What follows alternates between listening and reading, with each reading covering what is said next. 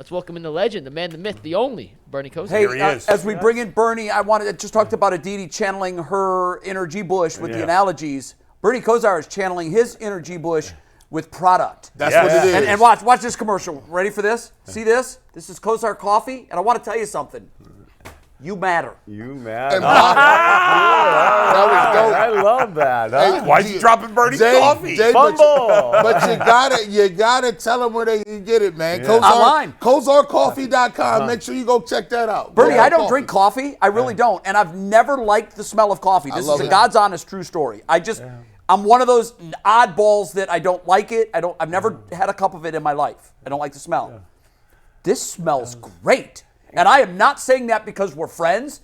I would tell you if I didn't like the smell of it. I've never smelled a coffee that I like. But whatever's in here, Well, thank you. it smells really good. This is probably, I shouldn't say this, I was that person too. I was the guy who kind of frowned from coffee, stayed away from it. Right. You know, I'm starting my, I'm so proud to kind of be in my recovery part of the journey.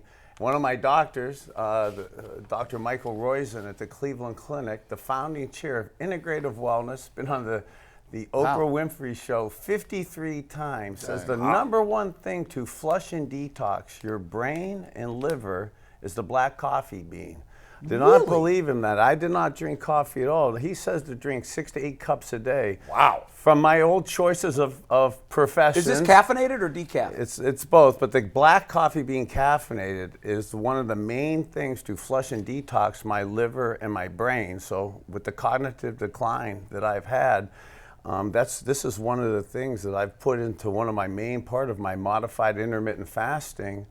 And then Intermittent fasting. Yeah. There it is. And then Wow. and at this time of the year, it's sunny out today, but we're all vitamin D deficient. So to be able to infuse vitamin D into the black coffee bean. So that's what you've done? Yeah, I've infused vitamin D, and because I'm not a drinker anymore, and trying to modulate inflammation, one of the main things to modulate inflammation in red wine is resveratrol, a massive antioxidant.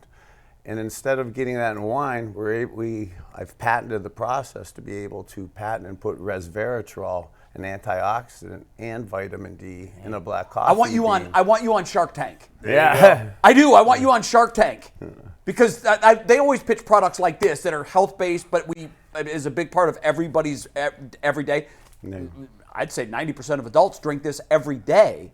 I think they would love you on Shark Tank. Well, and you need vitamin D more, as you said, more than anywhere. We get more cloudy days than Seattle does. Yeah, this time, seriously, this time of year, it's not here to pitch a product. This from the health and wellness with COVID, with the flu season, with somebody like myself that was highly medicated. To be on a morning show and be decently cognitive, to enunciate, articulate, communicate, I wasn't able to do that years ago. So being able to figure out healthy alternatives and things like optimizing your D level right now, simple kind of things to put your body in a healthy perspective, and a black coffee bean now to kind of flush and detox me, to be able now to be cognitively present. And this time of the year with, we've talked a lot about, just last week, there was over 100 people that died in the state of Ohio from the overdose deaths.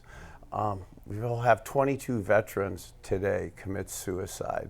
Is that every 22 a day? Every day. Now, I could have been either one of those two statistics. And to be here cognitively present, and I don't say this to look good, but to show people in this holiday time, this holiday season, that there's healthy options out there to kind of bring you back to life and bring you cognitively present. So on top of it is healthy for me, and it's helped me.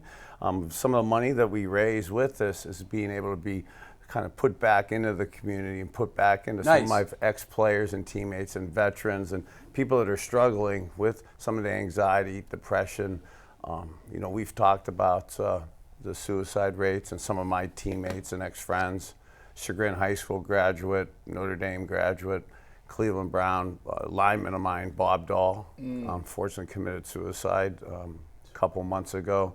So these are tough subjects to talk about at this time of the year, and I'd really rather talk about how awesome Joe Flacco and our Cleveland Browns are trending towards, you know, a playoffs for this 2023 That's a good transition because that's what we want to talk to you about. You know, by the way, Tracy just texted me and said I need this. Yeah, we do. By the way, forget he should be on QVC. That's where you need to be. Home Shopping Network with that and that story. By the way, really quickly before we get to the football, this you can use this with intermittent fasting. My parents do it. I do it.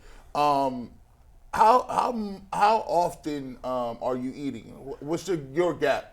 So they say 16 to 18 hours off. You know, you don't have to overly do it as strict, and I call it modified intermittent fasting because food is your medicine, juicing with the Vitamix. You know, I got up to quite a few ho-hos north of 320 back a half dozen years ago. So the coffee and the flushing and the detoxing of it has actually helped modulate my weight loss too. You've lost 100 pounds nearly. I've lost, I'm back down to my playing weight when I came to Cleveland in 1985 at 210. That's crazy. So look great, sound great. Yeah. I know you. and you feel great, and that's the most important part Right, of it. and it's about trying to help out people and bring back this message and join in a wellness community at a time now when, you know, it's easy to want to sit here and say, hey, I'm cool, everything's perfect, everything's going great. We know sometimes that there's people out there at home watching, struggling, that can maybe use a positive message. And not just a message, but some things that you could do simply in your daily routine to give you physical and cognitive health. Well, Bernie, we got to, like Jay's going to say, we got to get the Browns some of this coffee because we got 97 people in IR. Is this crazy? What are we doing about that? Yeah, this is a health and wellness potpourri for me. I'm a doctor. Have you ever seen a team suffer this kind of roster attrition to injury? It almost brings me Your back. 88 team. Yeah, I was going to say, I'm going to really show my age here now, but 1988, we had this same type of issues with lots of quarterbacks, lots of injuries. Marty Schottenheimer did an amazing job that year. Coach Stefanski's doing an incredible job. I'm going to really show my age. The great Don Strock came here and played really good. It was amazing. And to see Joe Flacco, and I'm great friends with Don Strock and was a direct person involved in that and know how impressive it was what he did. And it's even more impressive what Joe Flacco is doing. I mean, we sat here last week, and it wasn't me trying to be amplified and be excited for TV right here. I genuinely loved how he was playing and what he did out with the Rams. And then for him to come here this past Sunday and really dominate again and show his clutchness and his confidence in the pocket, his presence. For again, we said last week, being on the couch 2 weeks ago, let me alter it now with my cognitive recovery and say now he's been on the couch 3 weeks ago. Still, to sit in that pocket and have that patience off of that play action pass and make those plays like he's thrown. And with his arm talent being so strong, and then his mental capacity absolutely must really be there because his footwork and confidence in the pocket is so sturdy. So you could tell mentally he knows what he's doing. And he's only been here 2.5 weeks. So the couple with a 38-year-old who still has arm talent with a mental capacity that he's already almost engulfed the knowledge of the offense. I mean, his presence back there, it's gorgeous to watch. We're gonna have a fun holiday season here, capping up the 2023 year. Bernie, they've obviously, they went with the veteran at quarterback eventually with Flacco. They did it with Kareem Hunt. They brought him back. I'm curious your thoughts because you're now down to your third right tackle. You're down to your second left tackle because DeJuan Jones and Jedrick Wills are out for the year. We were saying yesterday, how about the free agent market there too? Like, go get, especially James Hudson at right tackle seems to be struggling. Why do you think they haven't gone out and gotten a veteran offensive lineman that's been out on the street just like Joe Flacco? So first, I got to keep saying, I feel like I'm Coach Callahan's marketing rep. Could the guy be doing any better a job? I mean, the depth chart, how far down the totem pole we are in terms of personnel and stuff. And then to see, again, Joe Flacco confidently and sturdy, standing in the pocket, that's a direct correlation to great offensive line play.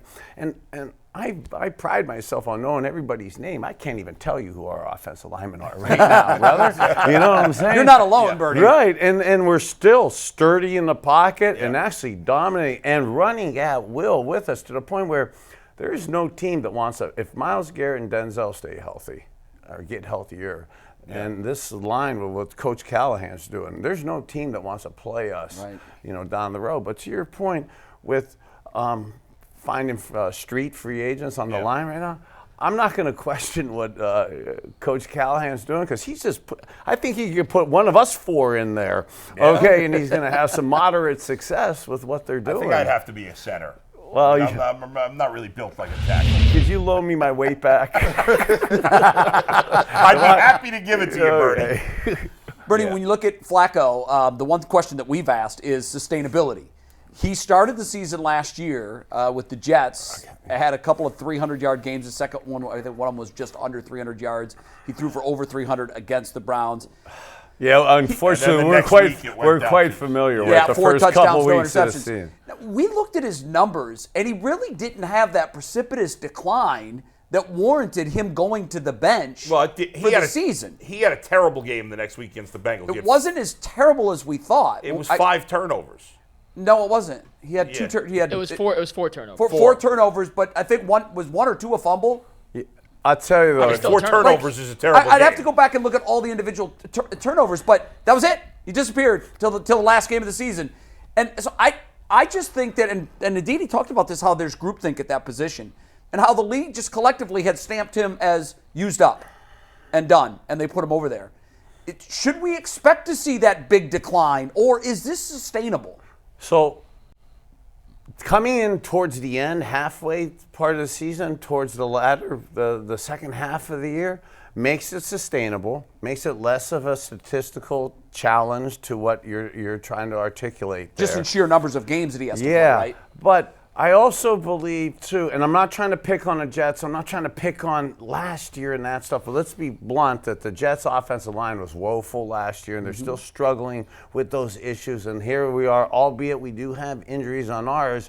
This isn't just Homerville talking about Callahan and the Browns O-line. We've been sturdy and stout in our offensive line, so that is massively different for a quarterback right now. So he isn't taking the hits that he took with the Jets, so we could probably kick the can a little longer on his health being being sustainable with that. So I want to land on the positive side of that, and I actually think him not probably playing and overthrowing through August, September, October is probably going to allow him to be strong and actually, I think, get better as this goes on. So I'm actually excited.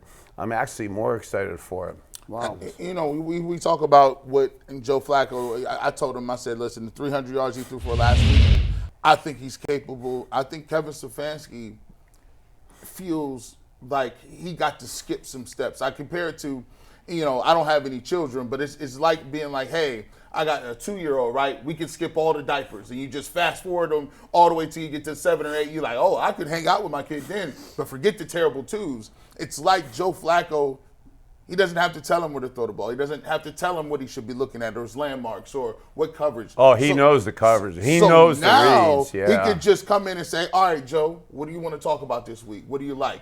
And I think now, would you say he's going to even be more in depth with the playbook because now he's going to find out what Joe likes and where he wants to run. Absolutely. Yeah, that's part of my optimism with him. He's mentally solid at 2.5 weeks. It's absolutely going to keep getting better as we get going, and his understanding and the relationship between him and Coach Stefanski, Alex Van Pelt, Chad O'Shea, and the play calling and that, with the synergies with the offensive line, and then understanding the checkdowns.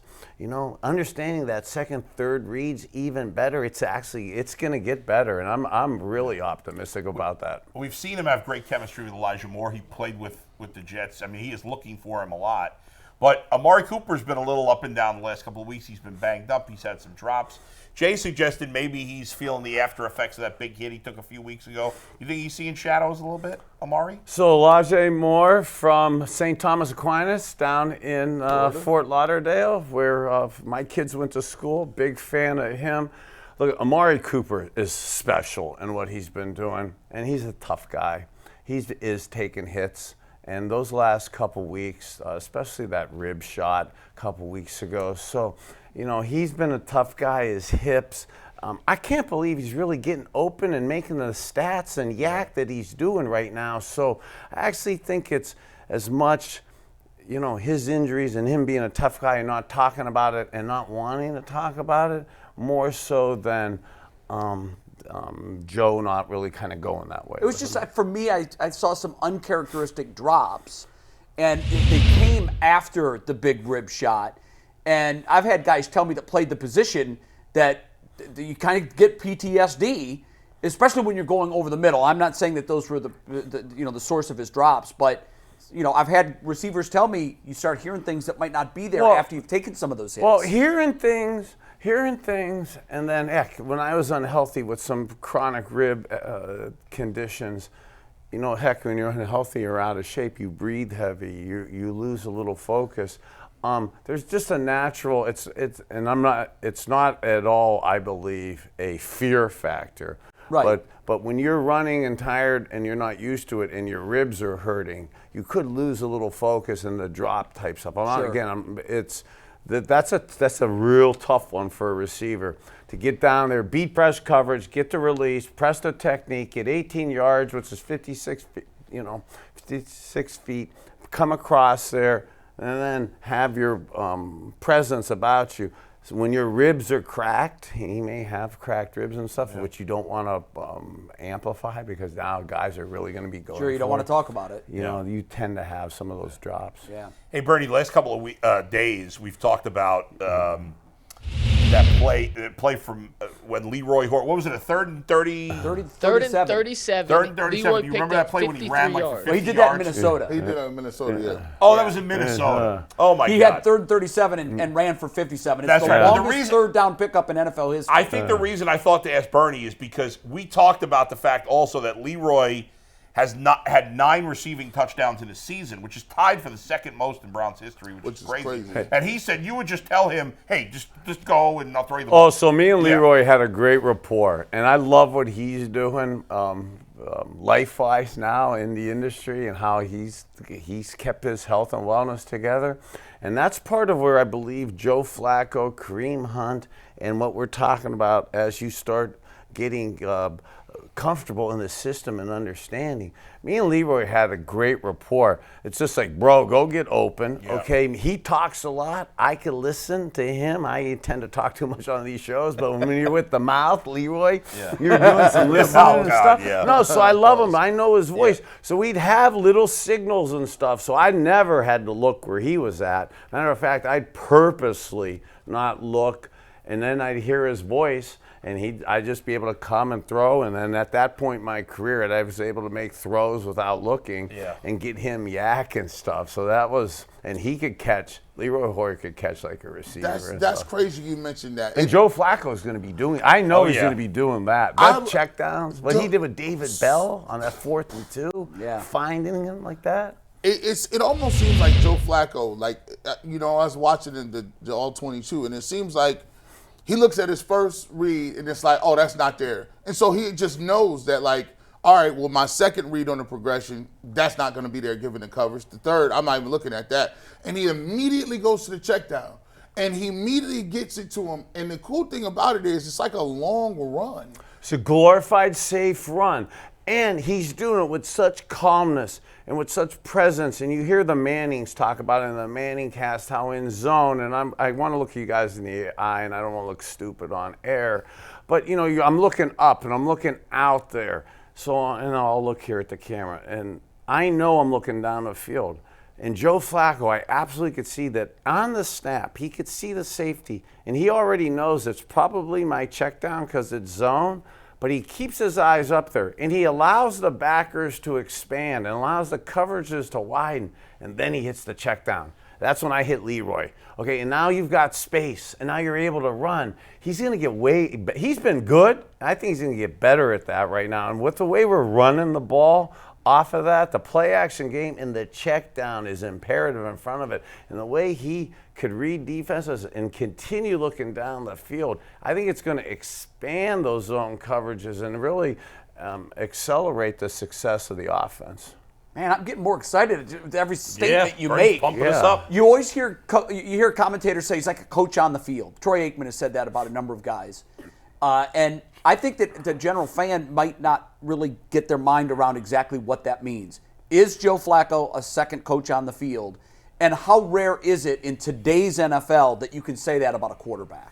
Well, it's rare for a quarterback to only be in your house for 2.5 weeks, and he is a coach on the field. So yes is the short answer. Yes is the short answer to it is rare. And yes, we're super blessed to have that gift going on. And we're living this in the present. You know, not to get macro here, but a lot of times we want to worry and we don't live in the present. As an old man here in the late third quarter, early fourth quarter of our life, this century has been a challenge around the holidays to enjoy Browns playoff football and have this optimism on December 14th. Genuine optimism. This isn't F&E. This isn't false enthusiasm. No. This is genuine. We can play football. And there's 31 NFL teams that don't want to play football against the Cleveland Browns in January. Yeah. The AFC's wide open. Yeah, there's no way anybody wants to play Cleveland Browns with Joe Flacco and Myles Garrett and Denzel Ward. There's nobody wants to play us right now. There's still a path to the number 1 overall seed. Unlikely, but it's there. I mean, it could happen. How funny would it be if I would have told you in September that, you know, the three most important players on the Browns right now, Ward and Myles, okay, fine. Yeah. And the third most important player might be, or maybe even number 1, I don't know, whatever you want to call it, is Joe Flacco. If I would have told you that in September, that'd be crazy. You would have said, you're out of your mind. What the hell is wrong with you? Are you doing drugs? That's where we are. And that's where we are. And you dipped into my old stash. Yeah, okay, I didn't throw them all away, bro. Come on, that's man. It. I stole it from his house. Take the coffee, not the bad stuff. All right. I mean, it's crazy. Yeah, it's crazy. It smells a lot better. If we would have listed all these injuries at the beginning of the year, we would have thought the Browns would have 4 wins now. Yeah. Instead, it's not impossible to think they can go to the Super Bowl. We kind of backed into it. I mean, he's quarterback number 4. I mean, this doesn't happen if you don't have all those injuries. So sometimes we talked earlier about how, you know, at some point, do you run out of men? Because it's always next man up. Well, are you going to run out of men? Well, the beauty about this, and you'll know this, all the injuries have been opportunities for other guys. And one of those guys is Joe Flacco, and he's capitalized on it. Yeah. I have an injury update from today's practice, by the way. Nothing new. Nothing new. Thank you. So no more IRs. Yeah, don't scare us, brother. Mary Kay said Ogbo not practicing. Neither is Thornhill. Pierre Strong has been added to the not practice list. So all 3 running backs. Ethan Pochich, Jordan Elliott, David Njoku, and Batonio also not practicing, which may mean Ford and Hunt are back. Strong is out. I haven't seen the official report, but that was from Mary Kay. Did you say Denzel wasn't on that not practicing list either, so Denzel's practicing. Denzel was limited in a very limited capacity yesterday. Expected to be back even more today. Very limited. Mike's struggling with the language today. Hey, how about David Njoku? I got to give a shout out to the way he's been playing. The dominant tight end like that. I mean, catching the ball and the touchdown catches, but the significance of the edge running game that we're doing because these tackle situations, and Coach Stefanski, took a lot of criticism in September and stuff. What he's doing with the tight ends and helping to mask the young tackle situation.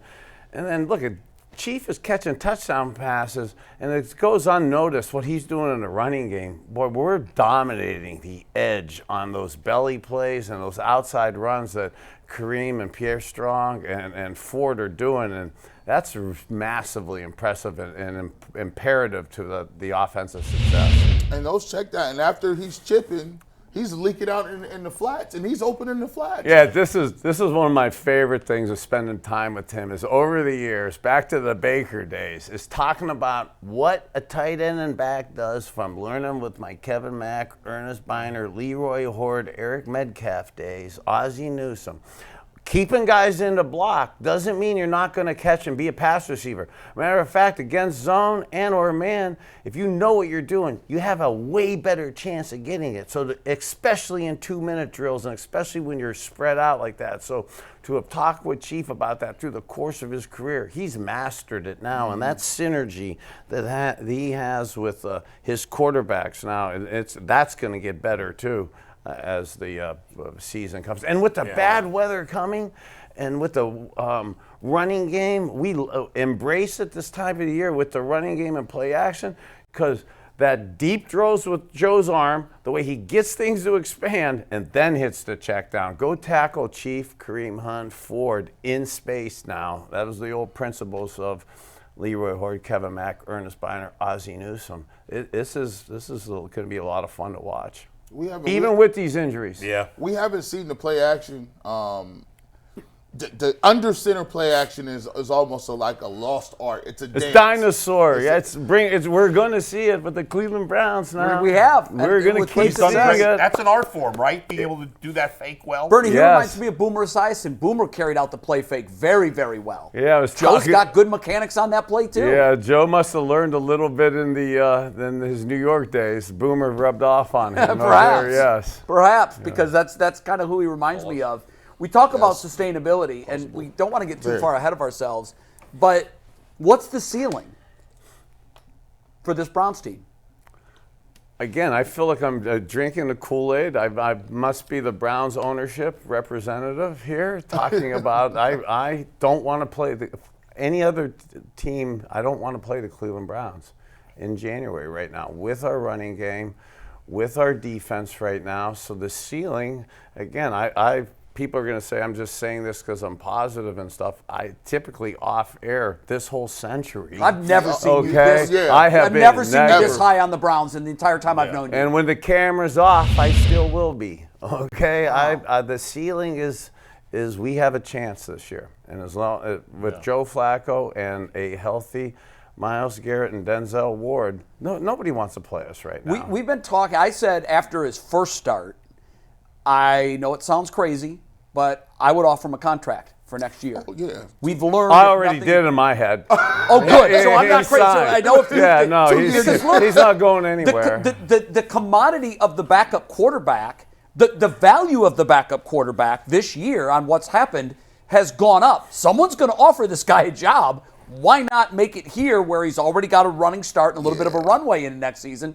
Look, hopefully we never need him. But the odds are we will. Yeah. And he's there. I concur. I'd actually take it even a step further. Us veteran quarterbacks, I say the you matter. I talk about self-confidence. I talk about self-esteem. Us men up here, we all want to pretend we're all perfect and always have it. Us QBs, for sure, want to pretend we always have it. I believe Joe Flacco's presence in the locker room and on the team will be really helpful to Deshaun Watson's comeback and his confidence and presence and how he assimilates into this. Deshaun can benefit from just having him there. We all could benefit from having Joe Flacco around, absolutely. And a veteran quarterback, Deshaun, I believe, will be absolutely secure himself in his own position, and having a Joe Flacco around with a Deshaun Watson would be awesome too. Besides it, and then the groom at DTR. I mean, there's a beautiful trilogy right there. So I've already signed them. Okay, so that's I love it. Bernie, great stuff as always. Bernie's going upstairs to record a segment for tomorrow, which is going to be really good. I think me and you are doing a little podcast too, aren't we? Are you in? I'm on with you. All right. Yes. We got to work out a time. You're not free tonight at 7 o'clock, are you? Actually, tonight I'm doing Toys for Tots with awesome. Hanford and stuff. So I'm so blessed to be cognitively back and present and feeling good and be able to get out this time of the year and kind of give back to people. It's a great blessing. I love that charity. I've done a lot with it myself. Just Google Toys for Tots, go to the website, find out how you can help our chapter here. We are in great need this year. We'll see you tonight. We're going to be there at the Rock, all of us at 7. Kosar Coffee. I ordered 3 bags. Yeah, KosarCoffee.com. You matter. See you tomorrow, Bernie.